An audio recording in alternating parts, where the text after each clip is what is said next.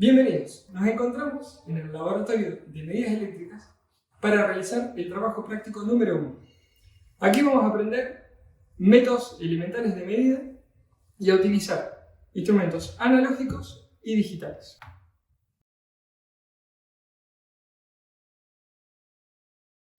Acá podemos ver el instrumento analógico que utilizaremos en el laboratorio.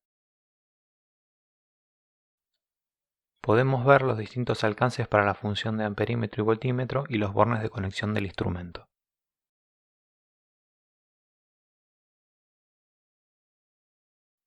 Para seleccionar un alcance, por ejemplo el de 30 volt, removemos la clavija girando un cuarto de vuelta y la colocamos en el alcance deseado girando un cuarto de vuelta nuevamente. En el visor del instrumento pueden verse distintas características, como pueden ser, por ejemplo, la clase, que en este caso de este instrumento es 0,5,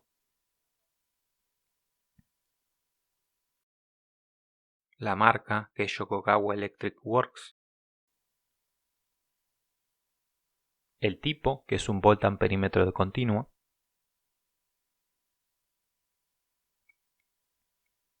este símbolo, que indica que es un instrumento de imán permanente bobina móvil, este, que indica que la disposición del instrumento es horizontal, por lo tanto debe utilizarse horizontalmente, el año de fabricación, el número de serie,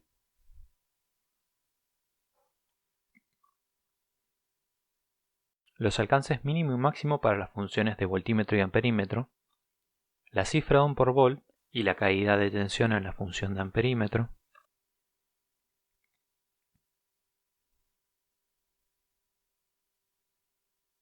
la resistencia que presenta en el alcance de 50 mV, la resistencia shunt máxima,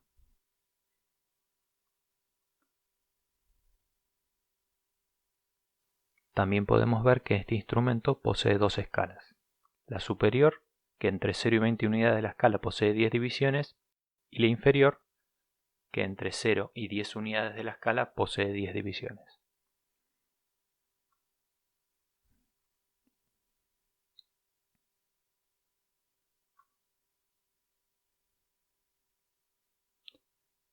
Por lo tanto, para la escala superior 300 unidades corresponden a 150 divisiones, mientras que para la escala inferior 100 unidades corresponden a 100 divisiones.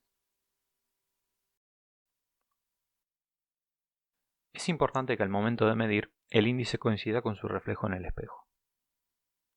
De esta manera nos aseguramos de estar leyendo correctamente la indicación. Como se puede ver, si no coinciden se está cometiendo un error en la medición. Este se denomina error de paralaje.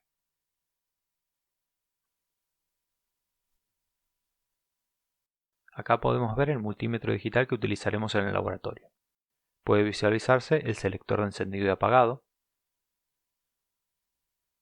la perilla para seleccionar las distintas funciones y alcances, y el selector de continua o de alterna.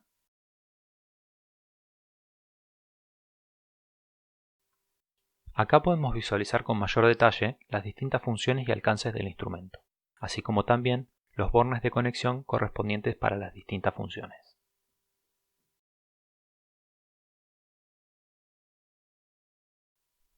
Es importante tener en cuenta el estado de la batería del instrumento, ya que si se encuentra baja podría funcionar incorrectamente. Todos los instrumentos que utilizaremos en el laboratorio son exactos, o sea, miden dentro de sus límites de error. Esto lo podemos asegurar ya que los mismos son trazables. El término trazable es un neologismo del inglés traceable que indica que nuestros instrumentos están calibrados respecto a patrones estándares internacionales, los cuales están debidamente documentados en los certificados de calibración correspondientes. Por eso, es importante tomar nota de la marca, modelo y número de serie del instrumental, ya que esta es la única forma de identificarlos en los certificados de calibración.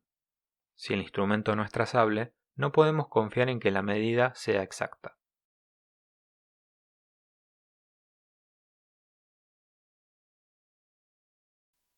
Acá podemos ver la fuente auxiliar con una salida de 18 volt de alterna y una salida de 1,3 a 20 volt de continua. para la regulación de la tensión de continua posee un ajuste grueso y uno fino. Acá podemos ver una llave bipolar de dos posiciones conectada a las borneras como se está indicando.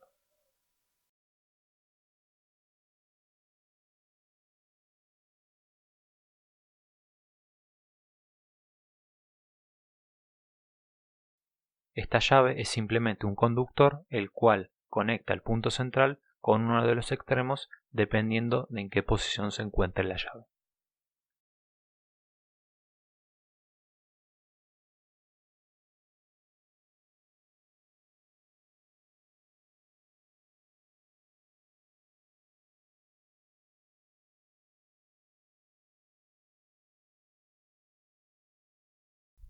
El problema plantea medir la tensión entre los bornes del siguiente circuito.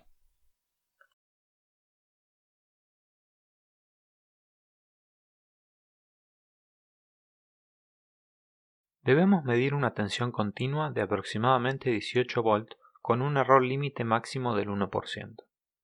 Para lograr esto, el método más simple es el directo, con un voltímetro digital.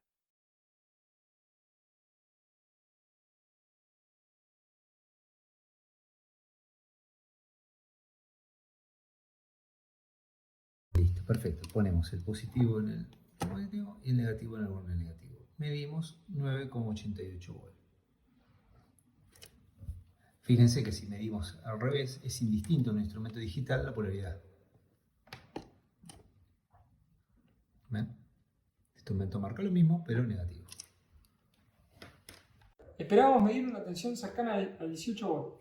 Sin embargo, la tensión es menor, como hemos visto. Entonces, ¿por qué no probar con otro instrumento?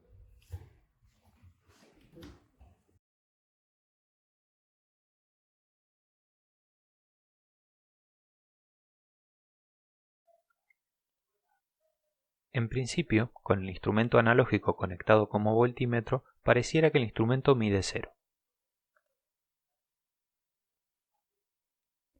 Sin embargo, si observamos cuando conectamos o desconectamos el instrumento, el índice se mueve, por lo que el instrumento está midiendo una tensión distinta de 0.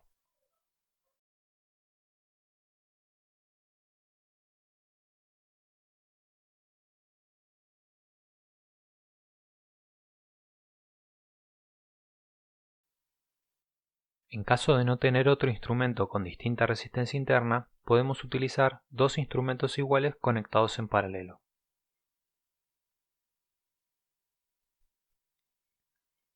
Como se puede ver, ambos instrumentos miden igual, pero distinto a lo que da la medición con un solo instrumento.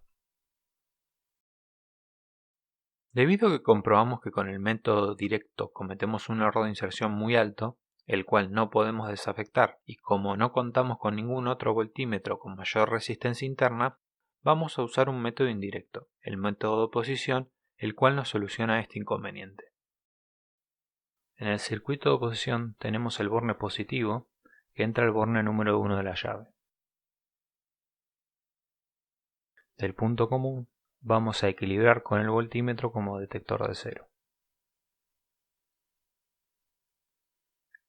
Desde el voltímetro vamos hacia la fuente auxiliar y desde el borne negativo de la fuente auxiliar volvemos al punto común del circuito. Teniendo el circuito conectado, procedemos a ajustar el cero. Como se puede ver, al aumentar la tensión de la fuente auxiliar, pasamos de valores negativos a valores positivos, lo que nos indica que el cero se encuentra en el medio.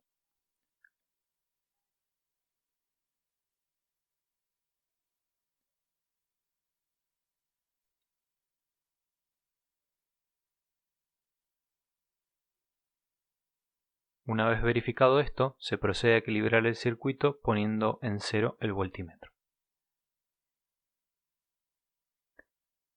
Una vez equilibrado, se procede a conmutar la llave y medir el valor de la tensión de la fuente auxiliar.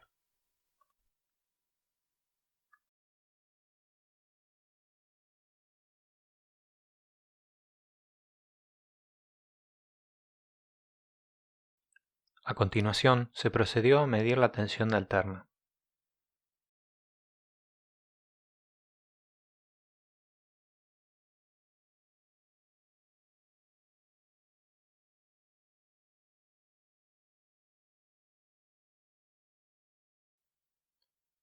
Como se puede ver, cuando se intercambian los bornes, el instrumento no mide lo mismo. Esto se debe a la presencia de una tensión de modo común, tema que se profundizará en la unidad temática 2. Vamos a medir una resistencia de carbón de 1000 ohm. Como la misma no cambia con la tensión aplicada, vamos a utilizar un método directo, o sea, un ómetro, en este caso digital. En esta parte mediremos una resistencia de 1 kΩ con el multímetro en función de ómetro. Para ello seleccionamos el alcance de 2 kΩ.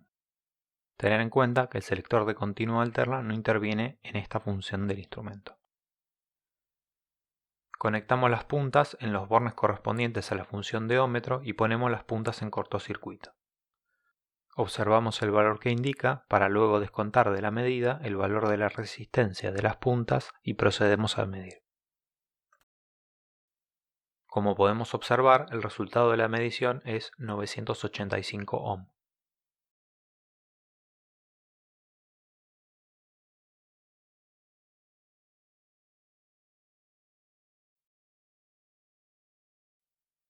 Acá podemos visualizar la resistencia que se midió.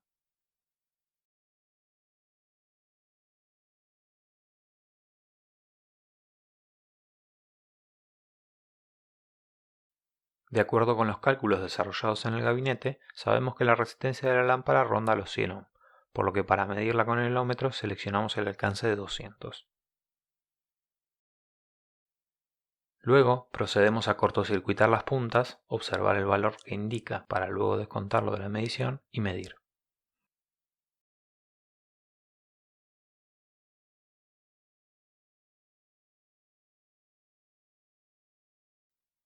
El valor de la medición resulta de 32,6 ohms y descontándole el valor de la resistencia de las puntas nos da que la resistencia de la lámpara en frío es de 32,5 ohms.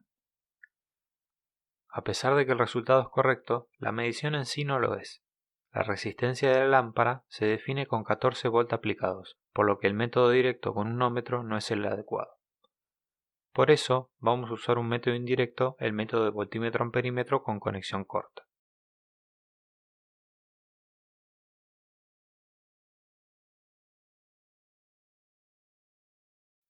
Acá podemos ver el circuito, que desde el borne positivo de la fuente vamos al borne positivo del amperímetro. Del borne negativo del amperímetro vamos a nuestra incógnita a medir. Del otro extremo de la incógnita vamos al borne negativo de la fuente. Y en paralelo a la incógnita medimos la tensión con el voltímetro digital. Procedemos a encender la fuente y ajustar la tensión hasta llegar a los 14 volts.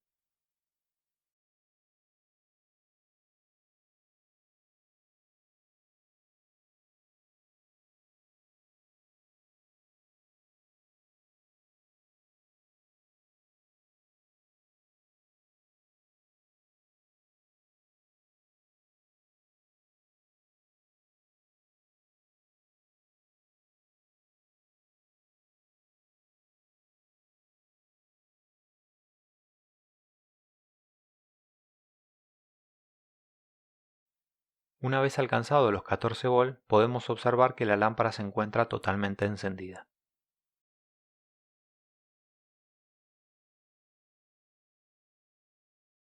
Esperamos un poco hasta observar que la corriente se estabiliza y procedemos a medir.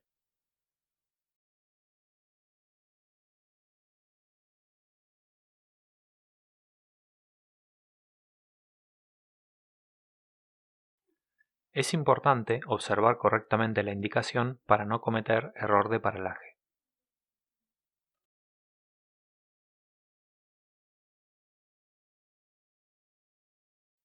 Con la escala superior, la medición resulta de 75,8 divisiones, lo que se traduce en una corriente de 151,6 mA.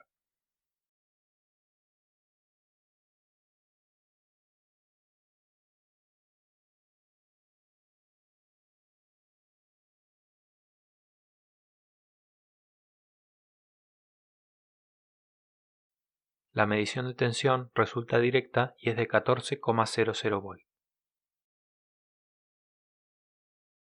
Con los valores medidos podemos calcular con la ecuación del método de voltímetro amperímetro la resistencia que presenta la lámpara en funcionamiento, resultando esta de 92,35 ohm.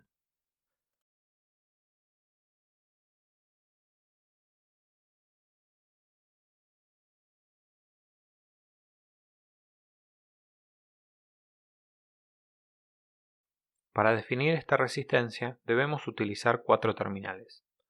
Esto es debido a que las resistencias de los cables y los conectores a utilizar para la medida son del orden del error de la medición. Como no contamos con ningún ohmmetro de 4 terminales para realizar la medida con un método directo, vamos a utilizar el método de voltímetro-amperímetro. Como usamos 4 terminales, la conexión es corta. El ensayo consiste en medir la resistencia de una pista de circuito impreso con 4 terminales.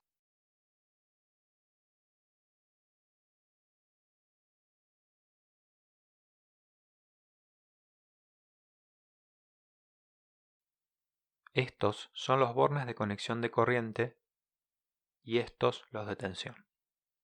Sin embargo, para este caso, estos son intercambiables. Para la medición de la resistencia, conectamos el circuito como se encuentra en la figura.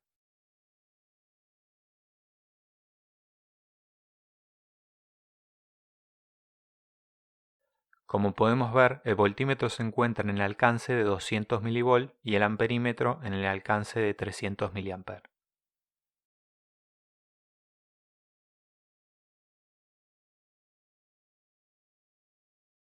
Encendemos la fuente y ajustamos la tensión hasta que el amperímetro indique el valor a fondo de escala, que es 300 mA.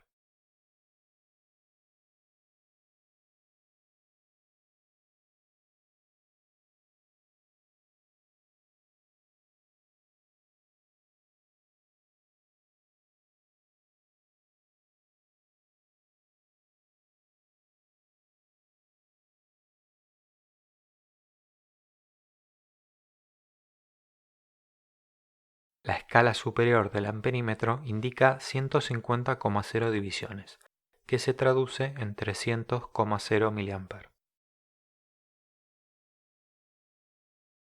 El voltímetro indica 5,5 mV. De estas mediciones resulta que el valor de la resistencia de la pista es de 18,33 miliohm.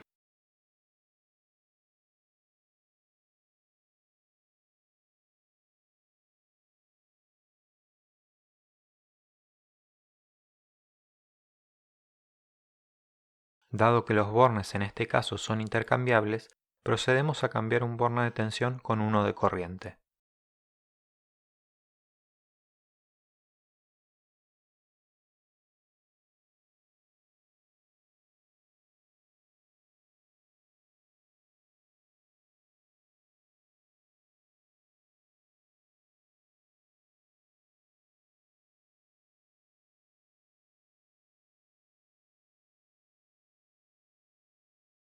Como se puede visualizar, tanto la medición de corriente como la de tensión son idénticas a las medidas antes de intercambiar los bornes. Es un error común pensar que los 4 terminales se utilizan solamente en resistencias de bajo valor. Por ejemplo, los resistores patrón también se definen con 4 terminales. Esto es debido a que tienen un error de 1 parte por millón, en este caso 1 miliohm, lo cual es del orden o más chico de la resistencia de los cables. Otro caso donde tenemos 4 terminales es en una resistencia shunt. En esta, los bornes de corriente y tensión sí están bien definidos y no son intercambiables. Esto se debe a que, por un lado, los bornes de corriente deben ser capaces de soportar la corriente que circule por ellos, y por otro, se debe asegurar que en los terminales de tensión la corriente se distribuya uniformemente para medir correctamente. Los esperamos para el próximo trabajo práctico y en las clases de consulta que aparecen en la página de la cátedra. Hasta luego.